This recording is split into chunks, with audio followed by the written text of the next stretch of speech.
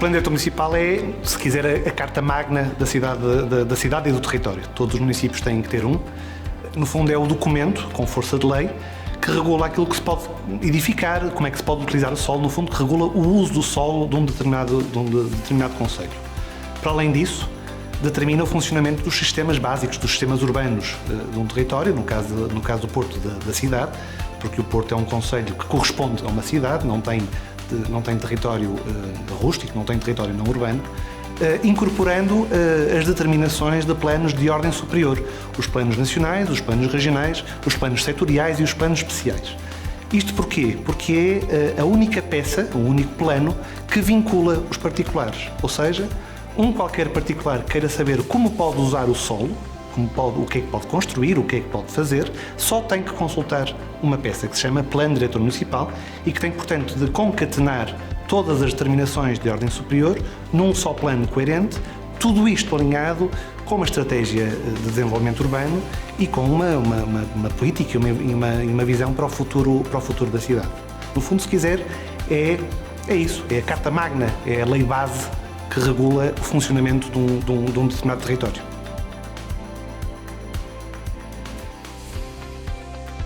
Este plano foi fundado ou foi elaborado com base num conjunto muito vasto de relatórios de caracterização e diagnóstico do território do Porto. Enfim, que no fundo estabeleceram ou determinaram coisas que nós já sabíamos, características próprias da cidade e, mais do que isso, em que ponto da sua vida, da sua história é que a cidade se encontrava.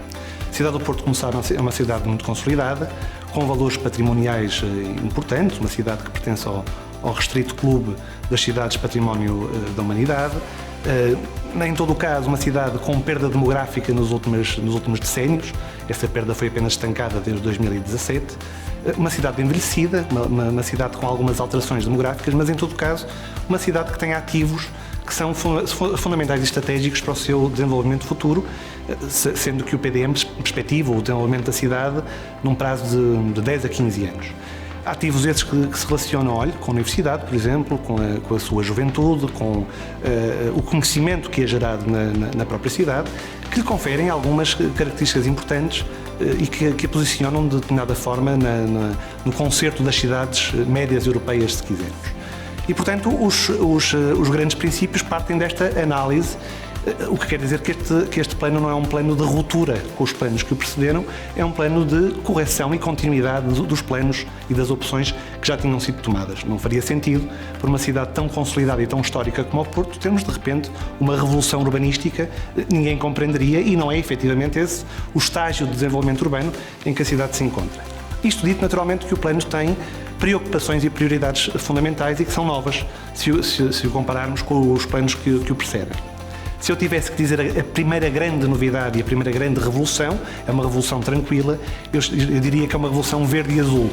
Isto não tem nada a ver com o futebol, naturalmente, nem com a circunstância atual, tem a ver com a importância que este plano confere ao desenvolvimento de uma verdadeira estrutura ecológica municipal, uma estrutura ancorada num conjunto de espaços verdes de uso público, mas também outros que, não sendo públicos nem tendo uso público, são fundamentais para uma rede coerente de espaços verdes ou espaços naturalizados, mas toda esta estrutura ancorada numa leitura do território que toma como esqueleto a sua estrutura azul, a sua estrutura hidrográfica, as ribeiras, se quisermos. Esta é a grande revolução, a grande aposta deste plano.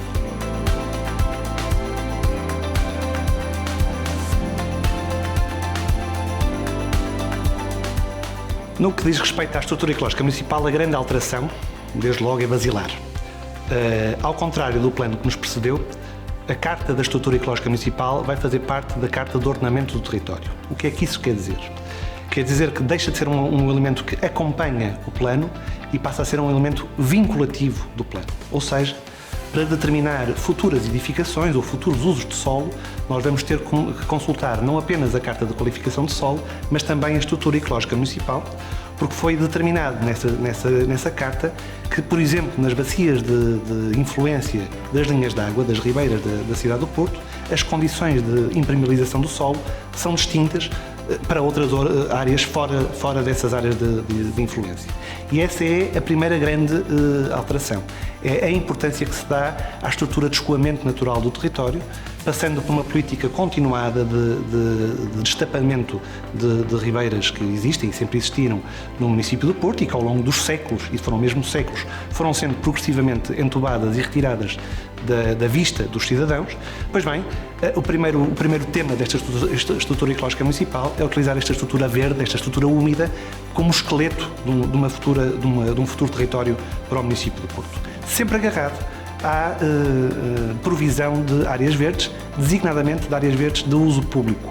E este plano ambiciona a duplicação destas áreas daqui a 10 anos, uma vez terminadas as obras, algumas que já estão em curso, por exemplo, o Parque Central da Esprela, a ampliação do Parque Oriental, enfim, há um conjunto de ações que já estão no terreno e que antecipam, no fundo, esta estratégia de aumento da dotação de áreas verdes do município, agarradas e estruturadas por esta rede úmida e com um outro valor que também foi introduzido e que é fundamental, que é o da conectividade da estrutura ecológica e, no fundo, a criação de uma rede de biodiversidade, se quiser, no município, com vista, por um lado, ao aumento da resiliência do território, tendo em vista as alterações climáticas que são inexoráveis, portanto, o aumento da resistência do território a esses fenómenos extremos, mas, por outro lado, percebendo que num território tão consolidado e tão construído como a cidade do Porto, essas continuidades às vezes têm que passar pela arborização, pela transformação vegetal de alguns espaços-canal pré-existentes, avenidas, ruas, as avenidas e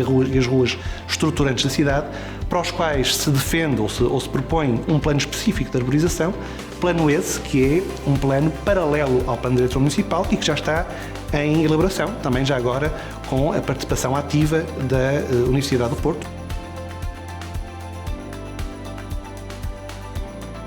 No que diz respeito à prioridade à recuperação demográfica, se quisermos, ou, dito por outras palavras, ao habitar da cidade, há aqui duas preocupações que foram basilares no desenho deste plano. A primeira preocupação diz respeito, naturalmente, à continuação da aposta na reabilitação urbana e na expansão de critérios tipomorfológicos, o que é que isto dizer, a forma do construído, como sendo determinante para aquilo que se permite ou não construir. Mas, a par desta preocupação, houve outra que diz respeito ao acesso à habitação, ao preço da habitação, se quisermos, que sabemos que tem sido uma preocupação crescente e um problema crescente, não só na cidade do Porto, mas em todas as cidades do mundo ocidental. A nossa convicção é que, por um lado, a recuperação demográfica da cidade e, por outro, o controle do preço da habitação na cidade tem que passar necessariamente pelo aumento da oferta de habitação disponível.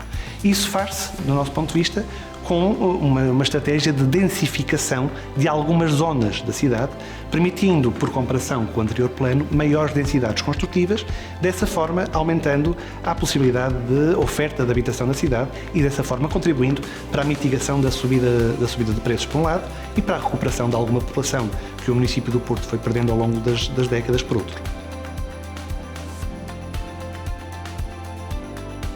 O domínio da mobilidade e dos transportes é um daqueles que tem que ter uma atuação a diversos níveis.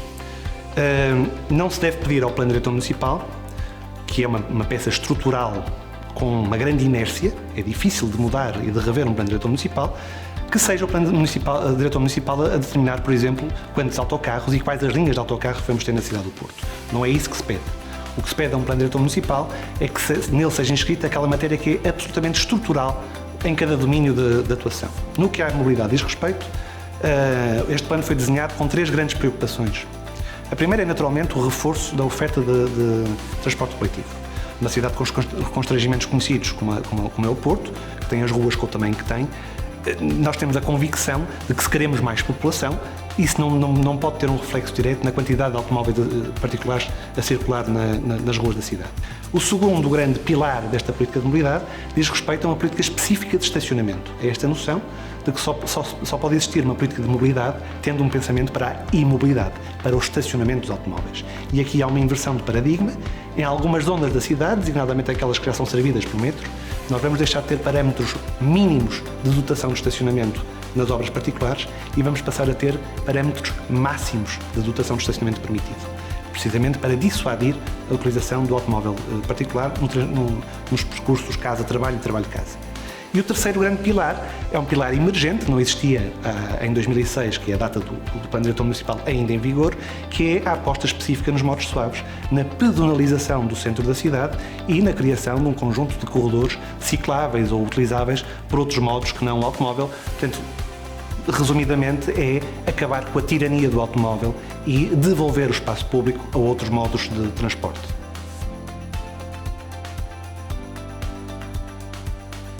A política de economia é, porventura, aquela menos territorializável, é mais intangível. Em todo o caso, tem expressão territorial. E este PDM aborda a questão da economia com várias estratégias e com várias ferramentas. A primeira delas, e porventura mais importante, é a criação de novas classes de solo, que designamos de áreas de atividade económica, que são aquelas áreas onde o município vai permitir maior densidade construtiva e onde o que se pretende é, em algumas zonas de serviços fortes, construídas, densas, próximas de zonas bem servidas por transportes coletivos, e outras zonas chamadas mistas, também de atividade económica, mas mistas, onde o que se pretende é uma mistura saudável entre habitação, 40%, e serviços, 60%. A par deste posicionamento e desta densidade, desta densificação nestas áreas, houve preocupação na defesa do tecido mais capilar, relativo, por exemplo, ao comércio de rua, sendo que há um conjunto de mecanismos de benefícios, desde logo nas taxas urbanísticas, para as operações urbanísticas que promovam e que construam comércio de rua. Portanto, é esta noção de que o papel da cidade do Porto é, em larga medida, definido pela competitividade e pela sustentabilidade do seu tecido económico. Um ativo fundamental para nós e um dos grandes contentores urbanísticos que articula com estas áreas de atividade económica são os polos universitários e, em particular, o da Asprela, que é um grande indutor de conhecimento e, desde logo, um grande indutor de valor económico. É fundamental para posicionar a cidade do Porto como uma cidade do conhecimento, uma cidade que aposta na economia contemporânea, uma economia qualificada e na qualificação da sua população.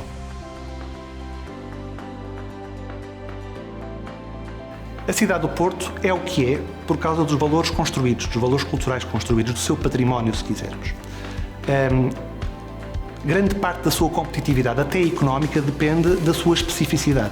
Nós, por exemplo, não teríamos tantos visitantes quanto tínhamos antes da pandemia se fôssemos uma cidade genérica sem a personalidade e sem a atmosfera que a caracteriza. Este plano pretende reforçar a defesa dessa identidade, desses valores e dessa atmosfera. E falo como? Falo definindo claramente e o mais cientificamente possível quais os valores presentes em cada casa, em cada edificação, determinando o que é que pode ser alterado e o que é que não pode ser alterado. Isso por um lado. Por outro lado, criaram-se classes de defesa do património construído que não existiam até agora. Até agora o que nós tínhamos era imóveis inventariados e imóveis classificados. Naturalmente mantemos estes imóveis, ou mantemos estas classificações, estas ferramentas, mas criámos outras, designadamente a defesa de conjuntos edificados, em que o valor não se reporta a uma construção isolada ao lado de outra, mas a uma certa coerência que existe em alguns trechos urbanos que se pretende defender. Tudo isto sustentado num trabalho que é invisível, mas que é fundamental, no fundo, catalogação, criação de uma base de dados imóvel a imóvel, e são mais de 1000 objetos protegidos, em que se caracteriza claramente o objeto, porque é que isto foi inventariado ou classificado, quais os valores a preservar e quais aqueles que não são relevantes.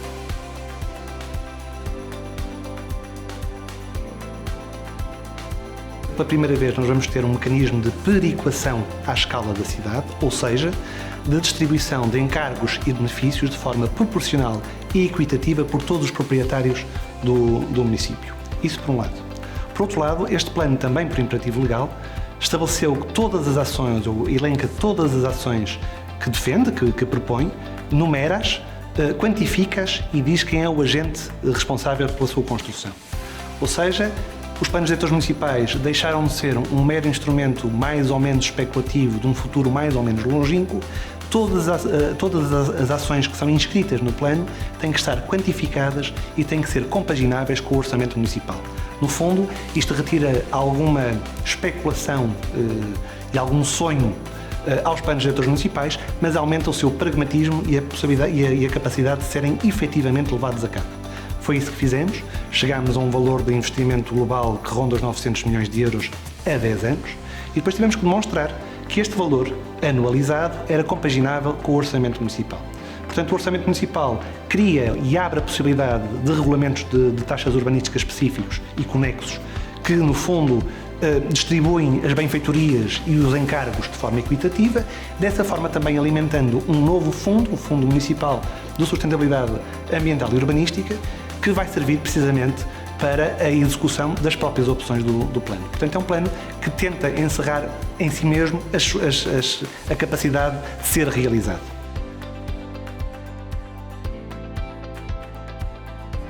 Será uma cidade desejavelmente com maior população, portanto, recuperando gradualmente da perda populacional dos últimos 40 anos. Uma cidade mais competitiva economicamente, portanto, com mais emprego e emprego mais qualificado, mas uma cidade que alia uma nova densidade construtiva, uma nova densidade urbana ao aumento das áreas verdes e ao aumento das áreas naturalizadas do município. Portanto, se quiser numa palavra, ou em duas palavras, o que nós queremos sintetizar é uma cidade mais confortável e mais interessante.